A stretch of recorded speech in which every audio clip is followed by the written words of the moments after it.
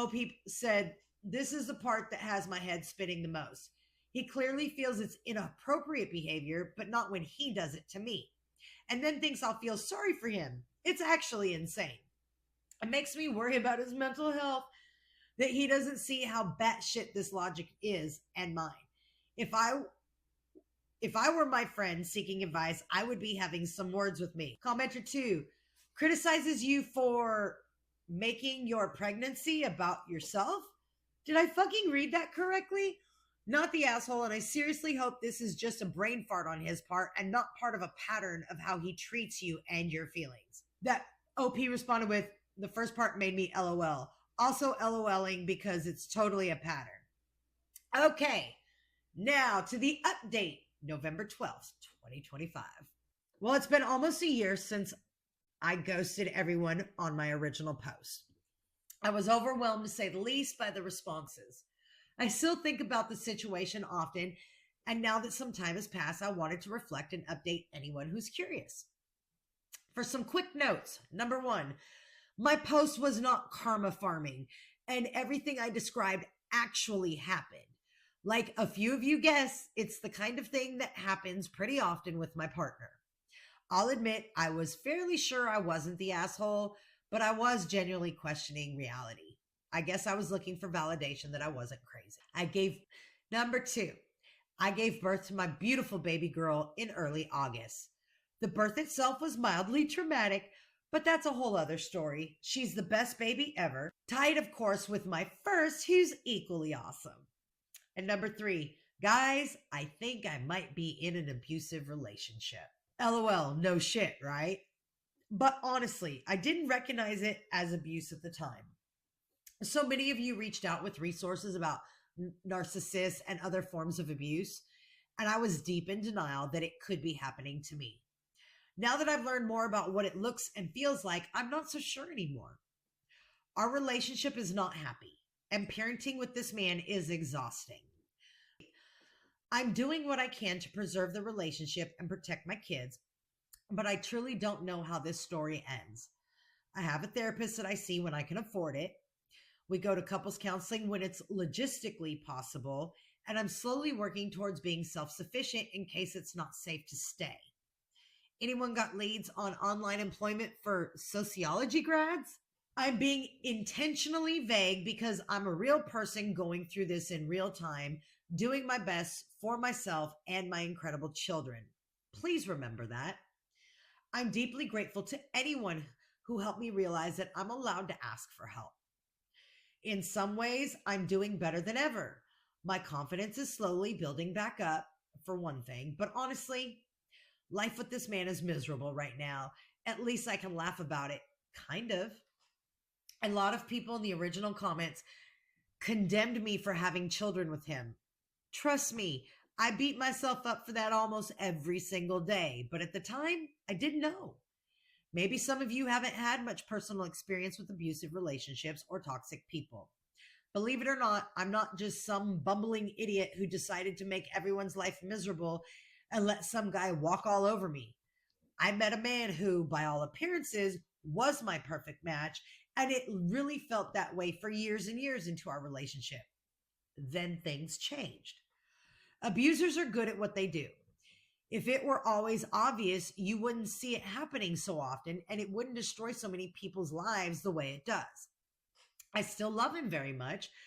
I think I was overly permissive with him and brushed things aside or ignored early red flags because I have a high level of understanding and optimism, and I always want to see the best in people.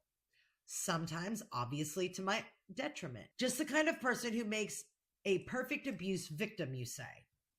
He is still dealing with the trauma of his own childhood abuse, but I'm slowly learning that it's not my job to own that.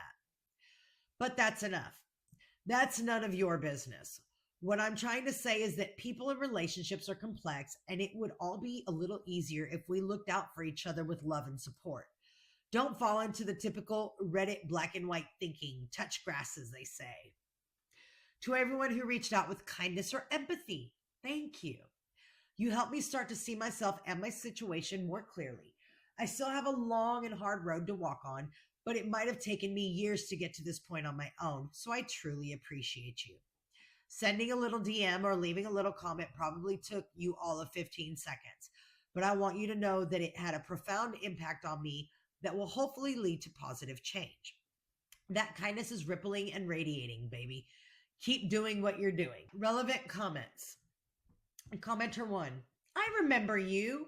I also remember how infuriated I was for you when I read your original post. First, congratulations on the baby. Second, I am so sorry you are where you are. If hypocritical things like what he did with telling everybody about the baby are common, I can only imagine how much worse things must be for you. You can get out of this. It sounds like you're already making plans. Keep going. Keep working towards getting out. What kind of things are holding you up on this? OP responded with, you're so sweet. Thank you. There are a few tricky, interconnected factors, to be honest. I'm a stay-at-home parent in an increasingly high cost of living area, and I've been out of the workforce for 3+ years, so my employability isn't ideal. The job market where I am is trash. Even recent grads are struggling to find full-time work in their field. Housing, rental costs are also outrageously inflated. If I were to start working, childcare centers in my area are full with wait lists that are months or years long. It's rough out there. I'm sure I don't need to tell you. As an aside, imagine how the dynamic works in favor of a toxic person. It's not impossible, but it's also not easy to just get up and get out. I'm deeply happy and fulfilled to be able to parent my children full time.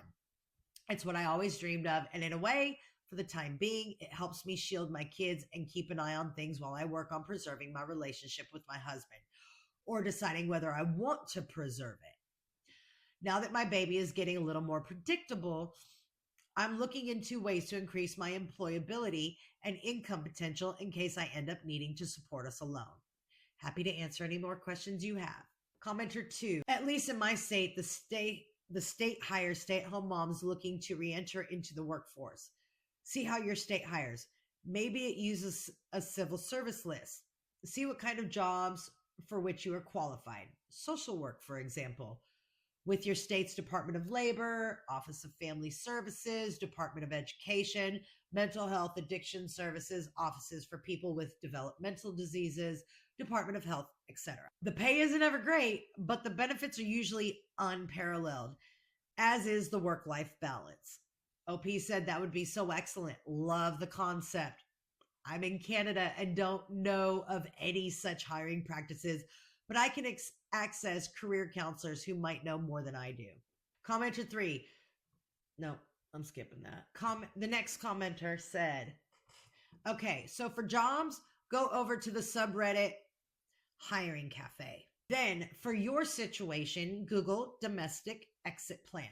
When you get close to leaving, get a small storage unit, put out of season clothing, personal documents, or a bank safety deposit box, family heirlooms, and anything you don't want to lose. If he questions you, you're spring cleaning, clothes don't fit, you're donating stuff, etc. Safety should be a big concern because when they find out you're leaving or filing for divorce, things can escalate and get violent quickly. Pack a go bag for you and each child.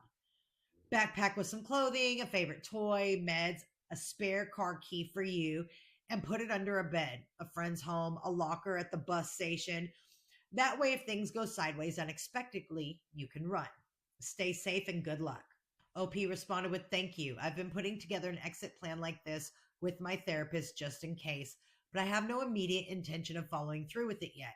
It's extremely empowering just to know that it's an option if the shoe drops. And then the final commenter said, has he at least acknowledged how hypocritical he was being, or is it still all about him and his eyes?